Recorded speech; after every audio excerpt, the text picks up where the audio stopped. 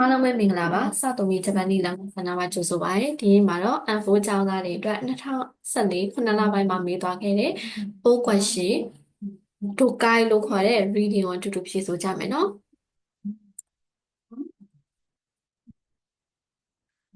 ဟုတ်ဒါဆိုရင်ညီကျူလို့ခုပဲ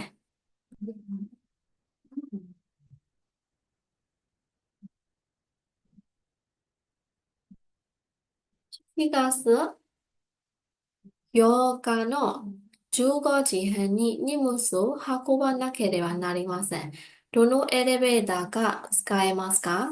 ခုနလပိုင်း8ရက်နေ့တဲ့15နာရီခွဲမှာထုတ်မိုးတွေကိုတင်ဆောင်ရပါမယ်တဲ့ဒိုနိုエレベーターဘယ်လိုမျိုးエレベーターစက်နေကားကိုအသုံးပြုရမှာလဲကဲကြည့်မယ်နော်ဒါဆိုရင်このお知らせがエレベーターに貼ってありますဒီお知らせကတော့တဲ့エレベーターအတိပေးအကြောင်းကြားစာကတော့エレベーターမှာကတ်ထားဖြစ်ပါတယ်တဲ့お知らせအကြောင်းကြားရနော်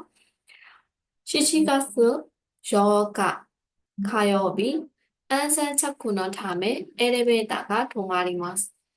ခုနလပိုင်း8ရက်နေ့တဲ့အင်္ဂါနေ့မှာဆိုရင်ဒါလုံခြုံစိတ်ချရမှုကိုစစ်ဆေးဖို့အတွက် elevator ကိုရပ်ပါမယ်တဲ့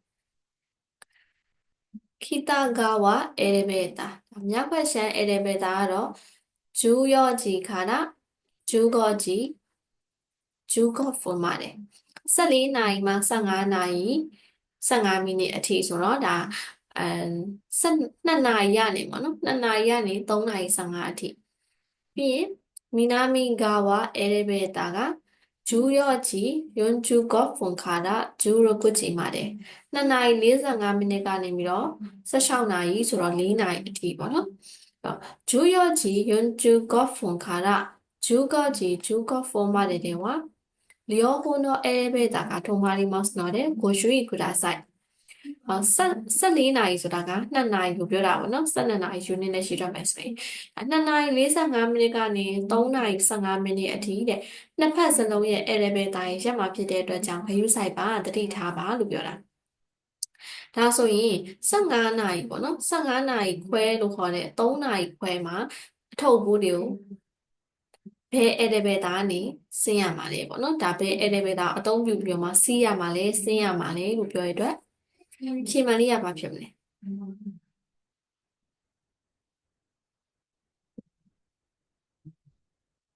အဲ့တော့ခိတဂဝပေါ့နော်ဒါခိတဂဝမြောက်ဘက်ရှမ်းဧည့်သည်ပဲဒါကိုပဲအသုံးပြုလို့ရမယ်နော်ဖြေမှန်လေးက ichi ပန်ဖြစ်မယ်နိဗ္ဗာန်ကြတော့ဘာကြောင့်မှားလဲဆိုရင်မီနာမီဂဝဧည့်သည်ပဲဒါကြတော့2နာရီ45မိနစ်ကနေ16နာရီအထိကိုပြင်ဆင်မှာဖြစ်တယ်နော်သူက3နာရီခွဲမှာဒါအထုပ်တွေကိုတင်ရမှာဖြစ်တဲ့အတွက်နံပါတ်2ကမှားတယ်နံပါတ်3စမ်းမှန်တွေကဘာကြောင့်မှားလဲစမ်းမှန်တွေကဘာကြောင့်မှားလဲဆိုရင်南側エレベーターနဲ့ခိတ側エレベーターနှစ်ခုစလုံးမှာဒါသွားလို့မရအောင်နော်နှစ်ခုစလုံးအသုံးပြုလို့မရဘူးဆိုတာလည်းမှားတယ်ဒါကြောင့်မို့အဖြေမှန်လေးက ichi ပဲဖြစ်ပါတယ်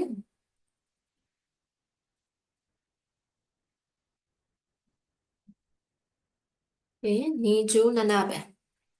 元気卵で売っている卵について合っているものはどれですか元気卵မှာတဲ့ရှောင်းနေတယ်ပေါ့နော်ကြက်ဥနဲ့ပတ်သက်ပြီးတော့ကိုက်ညီနေတဲ့အရာကဘယ်ဟာလဲတဲ့私の家のそばにကျွန်တော်ရဲ့အိမ်ရဲ့အနီးနားမှာ元気卵という店がある元気卵ဆိုတဲ့ဆိုင်ရှိတယ်တဲ့卵だけを売っている店ですကြက်ဥကိုပဲပေါ့နော်ရောင်းတဲ့ဆိုင်ဖြစ်တယ်တဲ့日本のスーパーではဂျပန်ရဲ့စူပါမားကတ်ဒီမှာဆိုရင်大きすぎたり小さすぎたりする卵は売られていませんဂျပန်ရဲ့စူပါမားကတ်ဒီမှာဆိုရင်ကြီးလွန်တာတို့သေးလွန်တာတို့ပေါ့နော်ဒီလိုမျိုးဖြစ်နေတဲ့ကြက်ဥတွေကိုတဲ့မရောင်းပါဘူးတဲ့しかしသို့တော်လည်းပဲဂန်ခီထမခေါ်တဲ့ဒီဂန်ခီထမခေါ်ဆိုတဲ့ဆိုင်မှာဆိုရင်တော့ဥတေမစပြောင်းပါတယ်တဲ့အိုခီစဂီတာတိကြီးလွန်းတာတို့ချီစာစဂီတာတိစရုနော်တဲ့သေးလွန်းတာတို့ရှိတဲ့အတွက်ကြောင့်တဲ့တို့တဲ့တဲ့မို့ဘာမဆို 이거 주한데 세 딸롱 얀세야네 수바요리야 스위다스 수바마카다 사이 세다다 아니래 미세 캬쿠와 미세데 우데 이루 카미노 바 하고니 타마고 이래대 뭐 애들이가 사이마 샹리데 이 sakku ပုံလေးကနေကြက်ဥတွေကိုယူပြီးတော့ red ချီနေမို့တဲ့ ekimas red ချီဆိုတာကောင်တာပေါ့နော်ဝေရှင်းကောင်တာကိုယူသွားတယ်တဲ့ဟောက်ကိုက ju and des ကဟိုခုနကခါမီဟက်ကိုလေးပေါ့နော်ခါမီဘကိုလို့ခေါ်တဲ့တစ်တာ box လေးကတဲ့ရန်30ဖြစ်ပေမဲ့လည်းပေါ့နော်ဒါကြီးကြောင့်ဘူးတဲ့ nan kai mos sky mos အဲ့ဒီခါမိဘကိုစက်ကူပုံလေးကရန်30ဖြစ်တဲ့ဆိုပေမဲ့လည်းတောက်နေခိုင်မှာပြီးတော့အချိန်ပေါင်းမြောက်များစွာအသုံးပြုနိုင်တယ်တဲ့အတာရာရှိခုအာချီမိုအီနော်တဲ့လက်ဆက်ပြီးတော့အရသာလည်းကောင်းတဲ့အတွက်တဲ့ဂန်ကီထမခေါ်တော့ထမခေါ်ပါဂန်ကီထမခေါ်ဆိုင်ရဲ့အချက်ဥတွေကနင်းကီကအာဒီမော့စ်လူကြိုက်များတယ်ဇမ်ပူဤတဲ့တာရမီဆဲဝါဖိုမာလီမော့စ်အားလုံးပေါ့နော်ဒါဥရဲတာရရောင်းလို့ကုန်သွားပြီဆိုရင်စိုင်ပိတ်ပါရဲ့တဲ့ခန်းကီထားမပေါ်မှာရောင်းနေတဲ့ကြက်ဥတွေနဲ့ပတ်သက်ပြီးတော့ကိုက်ညီရဲ့အရာကဘာဖြစ်မလဲဒီချိပါဖတ်မယ်နော်စူပါတဲဝဥဒေအီနိုင်အိုခီဆာဒက်စူပါမားကတ်မှာမရောင်းတဲ့ကြီးမားတဲ့အရွယ်အစားဖြစ်တယ်။ Eco Juan de Duremo ဒိုင်ဒန်အိုနာဂျီအိုခီဆာဒက်တလုံးကိုရန်30ဖြစ်ပြီးတော့ဘဲဟာမဆိုအရွယ်အစားတူညီတဲ့အရွယ်အစားဖြစ်တယ်တဲ့။စမ်းပန်စူပါဒယ်မိုနင်းကီကအတ်တဲ့ oishi des စူပါမားကတ်မှာလည်းပဲလူကြိုက်များပြီးတော့အရသာရှိတယ်တဲ့အာဂျီဝါအာမာရီယောက်ကိုအာရီမာဆန်ကတော့တဲ့မွေရဆွေဒက်အရသာကတိတ်မကောင်းဘူးဆိုပေမဲ့လည်းအရန်ကိုဆေးရှူတယ်တဲ့ဖြီမန်လေးကဘာဖြစ်မလဲတဲ့ဖြီမန်လေးကအစ်ချီမန်ဖြစ်မယ်နော်စူပါမားကတ်မှာမရောင်းနေတဲ့အရွယ်အစားဖြစ်ပါရဲ့နှစ်3လေးပေါ့နော်နိဗ္ဗာန်စံပန်ရုံးမှန်မှာပါတယ်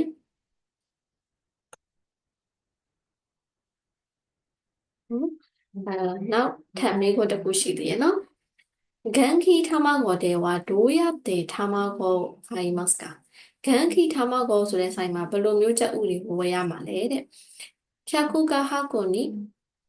ထမကောဤတဲ့ရဲချီနီမို့တဲ့ခီမတ်အဲ့တဲ့က box table ပေါ့နော်ဒါစက်ကူပုံနဲ့ကိုချက်ဥတွေကိုထည့်ပြီးတော့တဲ့ကောင်တာကိုယူသွားရတယ်တဲ့ဖြာကူကထမကောနော်ဟိုက်တဲ့ဤလူဟာကိုအဲရန်တဲ့ရဲချီနီမို့တဲ့ခီမတ်အဲ့တဲ့တွေကချက်ဥဆန့်လောက်တဲ့ box ကိုရွေးချယ်ပြီးတော့ကောင်တာကိုယူဆောင်သွားရမယ်တဲ့။ဖြာကူကမီစနောဟီတိုနီအိုခါနေဟာရတဲ့ဟောက်ကိုနီထားမကိုဒီတဲ့မိုရိုင်မတ်ဧည့်သည်ကဆိုင်ဝင်နှန်းစီကပေါ့နော်ဆိုင်ဝင်နှန်းအားပတ်စံကိုပေးရှင်းပြီးတော့ကြက်ဥလေး box ထဲကိုကြက်ဥတွေထည့်ပေးခြင်းအောင်လက်ခံရရှိပါတယ်တဲ့။ရှုံးမှန်ဖြာကူကမီစနီအိုဤတဲ့အာလူဟောက်ကိုနီအိုခါနေကိုဤတဲ့စကီနာထားမကောင်မို့တဲ့ခီမတ်ဆိုင်ကားတဲ့ဧည့်သည်ကပေါ့နော်ဆိုင်မှာထားတဲ့ဒီဘုံထဲကိုပတ်စံတွေကိုထည့်ပြီးတော့တဲ့ကြိုက်တဲ့ကြက်ဥကိုယူရတယ်တဲ့ယူနိုင်တယ်တဲ့ဖြေမလေးကဟုတ်တယ်ဖြေမလေးကအစ်ချီမှန်ဖြစ်မယ်နော်ဧည့်သည်က box ထဲကိုကြက်ဥကိုထည့်ပြီးတော့ ready လို့ခေါ်တဲ့ငွေရှင်းကောင်တာကိုယူသွားရဖြစ်ပါတယ်နိဗန်စမ်းပန်ရုံးပန်ကမှားပါတယ်ဒါဆိုရင် need to q ပန်ဆက်သွားပါမယ်このメモを読んで山口さんは何をしなければなりませんかဒီ email ကိုဖတ်ပြီး山口さんကဘာကိုပြုလို့ရမှာလဲတဲ့အဲ့တော့မှာကြည့်မယ်နော်ခိုင်ရှာတဲ့ဆိုတာကုမ္ပဏီမှာ山口の机の上にこのメールがあります山口さんရဲ့တဲ့ဇပွဲပေါ်မှာပေါ့နော်ဒီ memo စာရွက်ရှိပါတယ်တဲ့အဲ့တော့ဒီမှာ山口さんဆိုပြီးခေါ်လိုက်တယ်သူကခေါ်လိုက်တယ်ရီစုဆန်ကနေခေါ်လိုက်တာပေါ့နော်ဒါစာရေးခဲ့တာ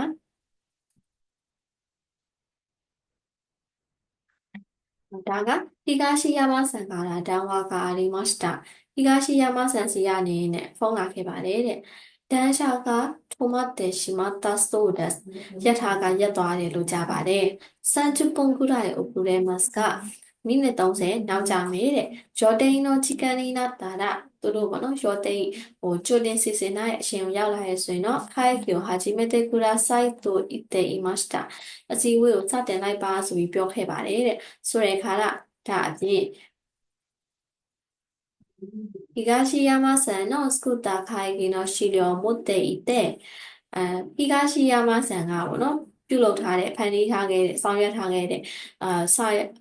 စီဝေရဲ့စာရွက်စာတမ်းတွေယူဆောင်သွားပြီးတော့တဲ့ミナさんに渡しておいてもらいたいそうですအားလုံးကိုပေါ့နော်ဟိုတက်စစ်ပေးစေချင်တယ်လို့ပြောပါတယ်တဲ့ဒါဆိုရင်ယာမာဂူချီဆန်ပေါ့နော်ဒီမှာယာမာဂူချီဆန်ကဒီ email ဖတ်ပြီးတဲ့နောက်မှာဘာလုပ်ရမှာလဲဆိုရင်နံပါတ်1ဖတ်ကြည့်မယ်နော်ရှိတယ်အောင်ခိုင်ကီနီမို့တဲ့စာရွက်စာတမ်းတွေကိုစီဝေကိုယူသွားပြီးတော့東山さんが来るまで待ちます。東山さんလာတဲ့ဒီဆောင်နေတဲ့ပြင်မှားပါရဲ့နော်။သူကရထားနောက်ကျနေတာဖြစ်တဲ့အတွက်သူ့ကိုမဆောင်ခိုင်းပါဘူး။ဒီပဲ။ရှိလျော်မင်းနာနီဝါတာしてဖားဆန်တဲ့နေကိုအားလုံးလက်စင်ကမ်းပေးပြီးရောတိန်တော်ချီကန်နီနာတာရစီစဉ်ထားတဲ့အချိန်ကိုရောက်ရှိလာပြီဆိုရင်ခိုင်ကီရောဟာချီမဲမတ်အစည်းအဝေးကိုစတင်မယ်ဆိုတော့ခီမန်လေးရနှိပဲဖြစ်မယ်3番、会議を30分遅く始めることをみんなに伝えて資料を渡します。အစည်းအဝေးကိုမိနစ်30နောက်ကျမှပေါ့နော်အစည်းအဝေးကိုမိနစ်30နောက်ကျမှစတင်ပြီးတော့ဆောင်ရွက်မယ်ဆိုတဲ့ကိစ္စကိုအားလုံးအသိပေးပြီးတော့တဲ့စာရွက်စာတမ်းတွေကိုလက်ဆင့်ကပ်ပေးမယ်တဲ့4番30分待って東山さんが来なかったら資料を持って行って会議を始めます。မိနစ်30နောက်ကျနေတယ်ပေါ့နော်မစေ東山さんကမလာခဲ့ဘူးဆိုရင်စာရွက်စာတမ်းတွေယူဆောင်သွားပြီးတော့အစည်းအဝေးကိုစတင်မယ်ဒီလိုလည်းမပြောထားပါဘူးနော်ဒီမနေ့ကစမ်းမှန်ဖြစ်ပါမယ်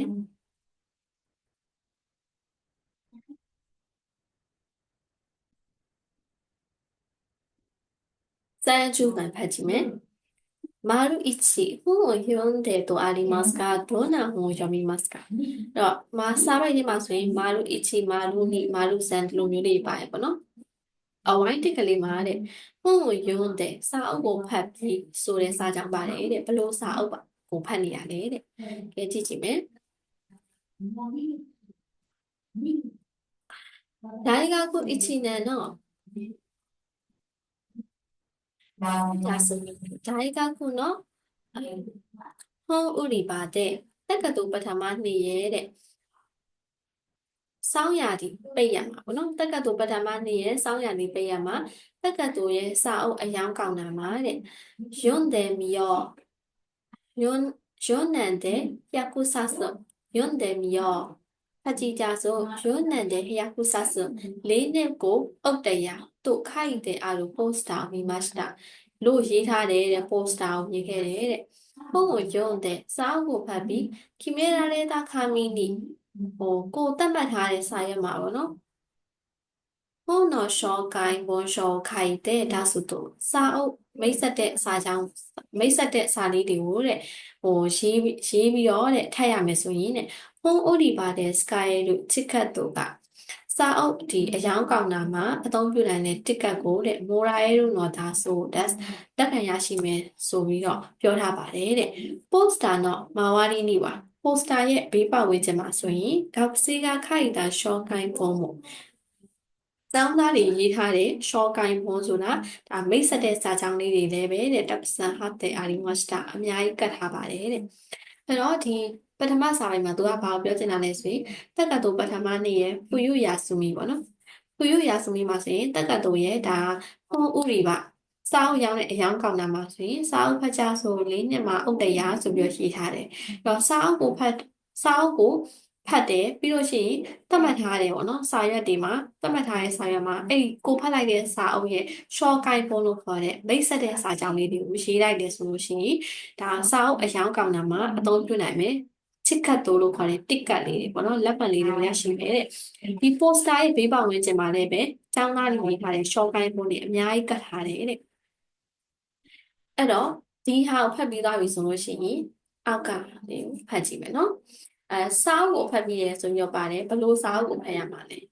ဒါဆိုရင်နံပါတ်1ဖတ်ကြည့်မယ်ဒါိကကုနောဥရိပါတဲ့ခတ်တာဟွန်နာလာနန်းတဲ့မှုဤတက္ကသိုလ်ရဲ့ပေါ့နော်တက္ကသိုလ်ရဲ့ဒါစာအုပ်အယောင်းကောင်တာမှာဝင်ခဲ့တဲ့စာအုပ်ဆိုရင်ဘာမဆိုရတယ်နိဗ္ဗာန်ဒါိကကုနောဥရိပါတဲ့ပူရရဲတဲ့ဤလူခိမဲရတဲ့လူခွန်တက္ကသိုလ်ရဲ့အယောင်းကောင်တာမှာရောင်းနေတဲ့သတ်မှတ်ထားတဲ့စာအုပ်ရင်းစမ်းမယ်雑誌と漫画と授業のテキスト以外の決められた本မဂ္ဂဇင်းနဲ့မန်ဂါနဲ့မဂ္ဂဇင်းတို့မန်ဂါတို့ပြီးရင်အတန်းရဲ့ပေါ့နော် text တို့ကိုအတန်းမှာသင်တဲ့ဖတ်စာအုပ်တွေကလွဲပြီးတော့ဆုံးဖြတ်ထားတဲ့စာအုပ်တဲ့ဇာရှိမန်ဂါကျူပြောနော် text တို့ဤခိုင်နော်ဟောနာအနန်းတဲ့မှုဤမဂ္ဂဇင်းတွေကာတွန်းတွေပြီးကိုယ့်ရဲ့အတန်းမှာသင်ရတဲ့ dashboard စာအုပ်တွေကလွဲတဲ့စာအုပ်တွေဆိုရင်ဘာမဆိုရတယ်တဲ့အဲ့တော့ဒီဟာကိုဖတ်တဲ့ဒါဘယ်ဟာကိုဖြေရမလဲမသိသေးဘူးပေါ့နော်အဲ့တော့ဒီမှာဖတ်ကြည့်ပါမယ်စဖတ်မယ်နော်ကောက်စီဝါမဆိုကျောင်းသားတွေကပထမအဆုံးနဲ့လဲကြည့်တဲ့ခါတို့စကူဒီမှာကောင်တာမှာဝေရှင်းကောင်တာမှာကတ်ကိုပြုလုပ်မယ်ဆိုစတဲ့ထို့နောက်ဟွန်အီစာဆိုရုံတဲ့စောက်တအုပ်ကိုဖတ်ပြီးတော့ရှော့ကိုင်းပုံအချိမိုင်ဒါဆိုတော့ရှော့ကိုင်းပုံလို့ခေါ်တဲ့အဲ့ဒီစာအုပ်နဲ့ပတ်သက်တဲ့မိတ်ဆက်စာကြောင်းဟိုတရွက်လောက်ရေးလိုက်တယ်ဆိုရင်ねဥရိဘာနောဟိတောကအယောင်ကောင်နာမှာရှိနေတဲ့လူကခါဒိုနိဟန်ခိုဣခောအိုစတေကူရဲမတ်ကမှာတစိမ့်လုံးလေးတစ်ခုကိုနှိပ်ပေးလိုက်မယ်တဲ့။ဟုတ်ပါစာအုပ်ကတော့ဇာရှိတိုမန်ကာတို့ကျူပြောနော်တကစ်တို့ဣကိုင်နာလာနန်ဒမိုယောကုတဲ့ဒီမှာအဖြေပါသွားပြီနော်။စာအုပ်ကတော့မဂ္ဂဇင်းတို့မဂ္ဂဇင်းနဲ့မန်ဂါနဲ့ပြီးရင်စာကိုတင်တဲ့ကိုအတန်းကတကစ်တို့ကလွဲတယ်ဆိုရင်ဟိုအဲ့ဒီ text တို့ကလွဲပြီးတော့တခြားစာအုပ်တွေဆိုရတယ်တဲ့ပြီးရင် text တို့တော့ဥရိပါတယ်ခတ်တာဟွန်တဲ့နောက်ခုတဲ့မို့ဤဆိုတဲ့တက္ကသိုလ်ကပေါ့နော်ဒိုင်းကခုတော့ဥရိပါတယ်တက္ကသိုလ်ရဲ့ဒါစာအုပ်အယောင်ကောင်တာမှာခတ်တာဟွန်တဲ့နောက်ခုတဲ့မို့ဝယ်တဲ့စာအုပ်မဟုတ်လေပဲဤဆိုတဲ့ရတယ်လို့ပြောပါတယ်တဲ့ဆိုတဲ့ထို့နောက်ဟန်ခုဂျုကောအစမဲတာဒဟန်ခုလို့ခေါ်တဲ့တစိမ့်တုံးလေးတွေပေါ့နော်တစိမ့်တုံးလေးတွေကို10ကိုစုလိုက်တယ်ဆိုရင်ゴーヤクエノチケットが1枚もらえます。ရန်900တန်တဲ့တစ်ကတ်ကိုတဲ့တရွက်ရရှိမယ်တဲ့။学生にいろいろな本を読んでもらうためにကျောင်းသားတွေအားပေါ့နော်အမျိုးမျိုးသောစာအုပ်တွေကိုကျောင်းသားတွေကိုအမျိုးမျိုးသောစာအုပ်တွေကိုသူကဖတ်ခိုင်းခြင်းတဲ့အတွက်ကြောင့်တဲ့ခန့်ခရတာ idea ဒါဆိုတဲ့ကစဉ်းစားထားတဲ့ idea ဖြစ်တယ်ဆိုပေမဲ့တဲ့面白そうなのでစိတ်ဝင်စားဖို့ကောင်းတော့ကြောင့်私もやってみることにしましたကျွန်တော်လည်းပဲလုပ်ကြည့်ဖို့အတွက်ဆုံးဖြတ်ခဲ့တယ်တဲ့ဒါဆိုရင်ဒီထိဖတ်ပြီးသွားပြီပေါ့နော်ဒီထိဖတ်ပြီးသွားရင်နောက်မှာစာအုပ်ကိုဖတ်တယ်စာအုပ်ကိုဖတ်တယ်ဆိုတာဘယ်လိုစာအုပ်တွေကိုဖတ်ရမှာလဲဆိုရင်ဟိုမဂ္ဂဇင်းတွေမန်ကာတွေကျူပြောအတန်းမှာတင်တဲ့ text တွေကလွဲတဲ့စာအုပ်ဆိုရင်ဘာမဆိုရတယ်ဆိုတော့ဖြေမှန်လေးကရှုံးမှန်ဖြစ်မယ်နော်ပြီးရင်စမ်းကြူ一番50の近く1枚もらうために読まなければならない本は何冊で、出さなければならない紹介本は何枚ですかတဲ့ရန်900နဲ့တစ်စိတ်ကောင်တစ်ရွက်ကိုပေါ့နော်sorry ရန်900နဲ့ချစ်ကတ်တိုးလို့ခေါ်တယ်တစ်ကတ်တစ်ရွက်ရရှိဖို့အတွက်ဆိုရင်စာအုပ်ဘယ်နှအုပ်ဖတ်ရမှာလဲတဲ့ပြီးလို့ရှိရင်ရှော့ကိုင်းဖုန်းတွေကိုပေါ့နော်ဘယ်နှရွက်ထည့်ရမှာလဲဒါဆိုရင်ဖြေမှန်းလေးကိုကြည့်မယ်ပေါ့နော်ဒီမှာဆိုရင်一冊တအုပ်နဲ့1枚တစ်ရွက်10冊1枚10အုပ်နဲ့တစ်ရွက်10冊10枚10အုပ်နဲ့10ရွက်100冊10枚အုပ်100 10ရွက်ဆိုတော့အဖြေမှန်လေးကဟုတ်တယ်အဖြေမှန်လေးကစမ်းမှဖြစ်ပါမယ်နော်သူပြောထားတဲ့ဟာလေးကိုပြန်ကြည့်ပါမယ်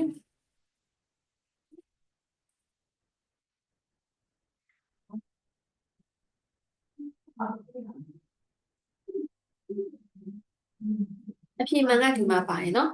စာအုပ်တအုပ်ကိုဖတ်ပြီးသွားရင်တစ်ရွက်ရေးပြရမယ်စာအုပ်တအုပ်ကိုဖတ်ပြီးသွားရင်ရှော့ကိုင်းကိုတစ်ရွက်ရေးပြရမယ်အဲ့တော့ကိုကတစ်ရွက်ရေးပြီးသွားပြီပေါ့နော်ရှော့ကိုင်းကိုစာအုပ်တအုပ်ဖတ်ပြီးသွားရင်ရှော့ကိုင်းကိုတစ်ရွက်ရေးမယ်အဲ့လိုမျိုးလုပ်လိုက်တယ်ဆိုလို့ရှိရင်ဒါတစ်ရွက်ရေးပြီးသွားပြီဆိုရင်ဥရိဘာနောဟိတောကဟန်ကိုအီချီကောတစိမ့်ခေါင်းပေါ့နော်တစိမ့်တုံး sorry တစိမ့်တုံးကိုတစ်ခုထုတ်ပေးလိုက်မယ်အဲ့တော့ဒီမှာဆိုရင်10ခုစုမိသွားတယ်ဆိုလို့ရှိရင်ရန်900ရပြီအဲ့တော့10ခုစုမိဖို့အတွက်ပေါ့နော်တစိမ့်တုံးလေးတွေ10ခုစုမိဖို့အတွက်ဆိုလို့ရှိရင်ဒါပဲတစိမ့်တုံးလေးတွေ10ခုစုမိရဆိုရင်ရန်900နဲ့တစ်ကတ်ရမယ်တစ်ကတ်တစ်ရွက်ရသွားမယ်အဲ့တော့တစိမ့်တုံးထုဖို့အတွက်ဆိုလို့ရှိရင်ဘယ်နှဆောင်ကြီးရမှာလဲဟုတ်တယ်တစိမ့်တုံးတစ်ခါကို ရွက်ရေးရမယ်ဆိုတော့တစ်စိတ်လုံး10ကလို့ချင်းကိုက10ရွက်ရေးရမှာပေါ့နော်အဲ့တော့10ရွက်ရေးဖို့တတ်ဆိုလို့ရှိရင်စာအုပ်10အုပ်ကိုဖတ်မှရမှာနော်ဖြေမှန်းလေးကဒါကြောင့်10မှတ်ဖြစ်ပါတယ်30ပဲいいやり方だと思いましたとありますかどうしてですかကောင်းတဲ့လုပ်ပုံလုပ်နည်းလို့တွေးမိတယ်ဆိုတဲ့စာကြောင်းလေးပါတယ်တဲ့ဘာကြောင့်လဲတဲ့ဒါဆိုဆက်ဖတ်ကြည့်ပါမယ်私はあまり本を読まない学生だったのでကျွန်ုပ်ကစာအုပ်သိမ်းမဖတ်တဲ့ကျောင်းသားဖြစ်တဲ့အတွက်ကြောင့်ဟာဂျီမဲはပထမအဆုံးကတော့ဂျူဆာスの本を読むのにစာအုပ်ဆက်အုပ်ကိုဖတ်ဖို့အတွက်ဟန်နံမို့ကခတာရှိနှစ်ဝက်တောင်မှကြာပြီးနှစ်ဝက်ဆိုရှောက်လာပြောတော့ရှောက်လာကြာပြီးရှော့ကိုင်းဖို့ခက်ကုန်တော့မို့ဒီရှော့ကိုင်းဖို့မိတ်ဆက်တဲ့စာကြောင်းမျိုးရှိဖို့လေတိုင်းဟန်တက်တာပြင်ပန်းခဲ့ပါတယ်ဒဲမို့တိုးတော်လည်းပဲဒန်ဒန်ထိုးခုရောမဲရူရောနေတဲ့တော်တော်လေးဥမှာပေါ့နော်သူကဒန်ဒန်ဟာရကူရောမဲရူရောနေတဲ့မြန်မြန်စံစံဖတ်လာနိုင်ပြီးတော့အိမတဲ့ကအခုဆိုရင်တော့အစ်စမဟွန်း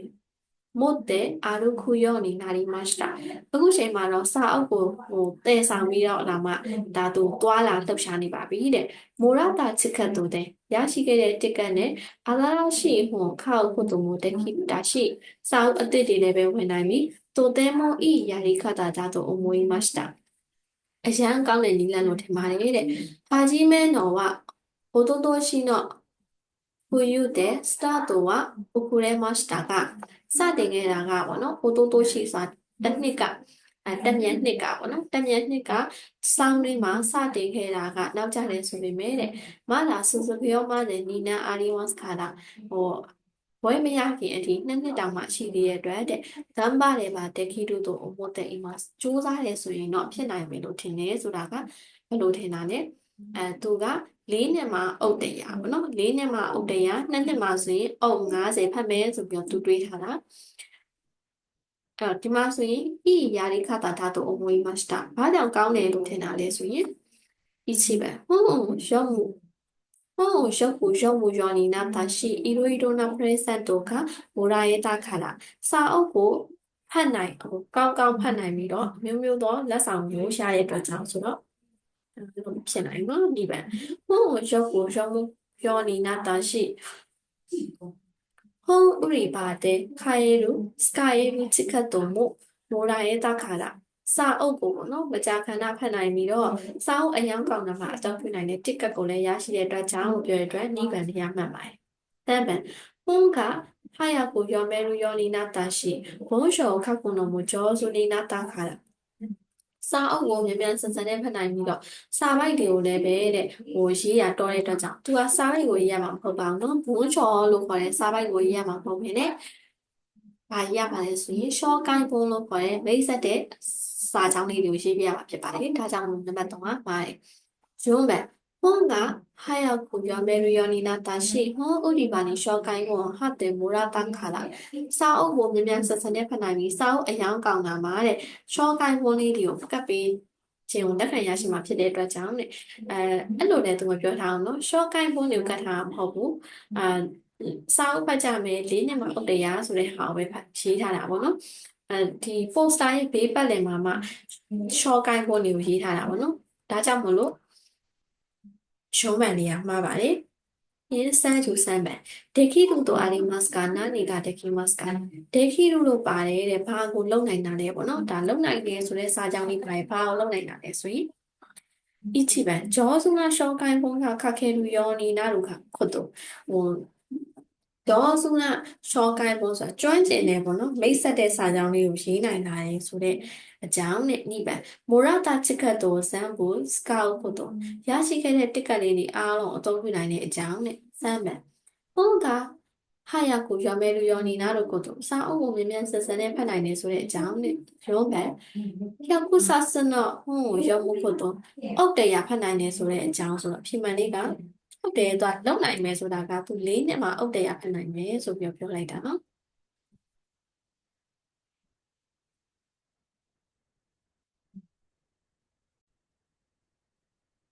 မွန်တိုင်ယုံပြီးတော့မွန်တိုင်ရုခုပေါ့နော်မွန်တိုင်ရုခုရောက်ပါပြီမင်းကုန်းပု္ပ္ပစာနံပါတ်6ကိုဖြစ်မယ်နော်တော့30လေးဖြည့်ကြည့်မယ် 에레나 산와 카레도 이쇼니 사라다오 타베데 아도데 고히요 노미다이도 오모데 이마스. 에레나 산가တဲ့ခါရင်းနဲ့အတူတူဆာရာဒါကိုစားပြီးတော့နောက်မှာကော်ဖီကိုတောက်ရှင်နေတဲ့အာရနာဆန်ကအဲဒါဘူးနော်ဝဒိုနိုအဲဒါဘူးခိုတိုနော်ဒက်ခီရိုမန်ယူဝဒိုရဲတက်စကာအဲရနာဆန်ကဘောနော်အဲဒါဘူးခိုတိုနော်သူရွေးချယ်နိုင်တဲ့ menu ကဘယ်ဟာလဲဆိုတော့ तू ကဒါခါရဲစားမယ်ပြီးရင်ဆာလာဒါပေါ့နော်ခါရဲနဲ့အတူဆာလာဒါစားမယ်ပြီးရင်နောက်မှာကော်ဖီကိုတောက်ရှင်တယ်အဆုံးသားရေးကြည့်မယ်နော်အော် A ကကြတော့ဒါ A menu ပေါ့နော် A menu ကကြတော့ခါရဲရယ်ဆာလာဒါကဆိုတာသို့မဟုတ်နိုမီမိုနိုဆိုတာဒါနဲ့မရွေးပါဘူး B B မှာဆိုရင်ကြည့်ကြည့်မယ် B menu ဆိုလို့ရှိရင်လည်းခါရဲရယ်ဆာလာဒါသို့မဟုတ်နိုမီမိုနိုကဆိုတာသို့မဟုတ်ပေါ့နော်အဲ့တော့ဒီမှာဆိုရင်ခါရဲဆာလာဒါသို့မဟုတ်နိုမီမိုနိုဆိုတော့ဒါလည်းမှားပါတယ် C မှာဆိုရင်ခါရဲဆာလာဒါနိုမီမိုနိုC ရမှန်တယ်နော်ဟင်ခါရဲဆာလာဒါနိုမီမိုနိုဆိုတော့ဒါလည်းမှန်တယ်အဲ့ဒီမှာနိုမီမိုနိုတွေသွားကြည့်မယ်ပေါ့နော်အဲ့ခါရဲမှာဆိုလို့ရှိရင် group 1ပေါ့နော်1 group ဆိုရင်ထာမကောခါရဲရာဆိုင်ခါရဲအဲ chicken ခါရဲရတယ်ပြီးရင် nick group မှာဆိုလို့ရှိရင် hamburger ခါရဲエビခါရဲရပါတယ်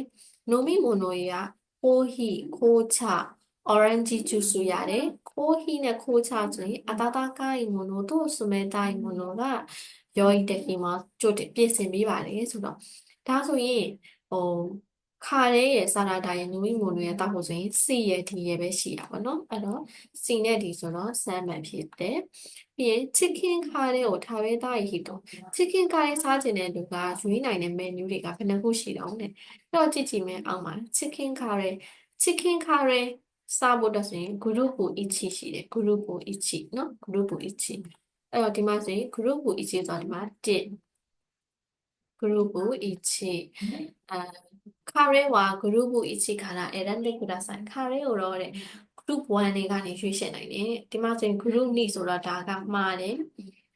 ပြီးရင်ဒီမှာ group 1 group 2のどちらでも大丈夫食べますပေါ့နော်အဲ့ဒါပဲမှာ speech နိုင်တယ်ဆိုတော့ဒါဆိုရင်နှစ်ခုရှိပြီခါရဲဝါ1 group と2 group のどちらからでも食べますဆိုတော့ဒါ3မျိုးရွေးချယ်နိုင်တယ်ဆိုတော့အဖြေမှန်လေးက miss ဖြစ်ပါတယ်ဒီနေ့ကတော့ဒီလောက်ပါပဲအားလုံးပဲကောင်းသောနေ့တွေဖြစ်ပါစေအားလုံးပဲအဆင်ပြေကြပါစေ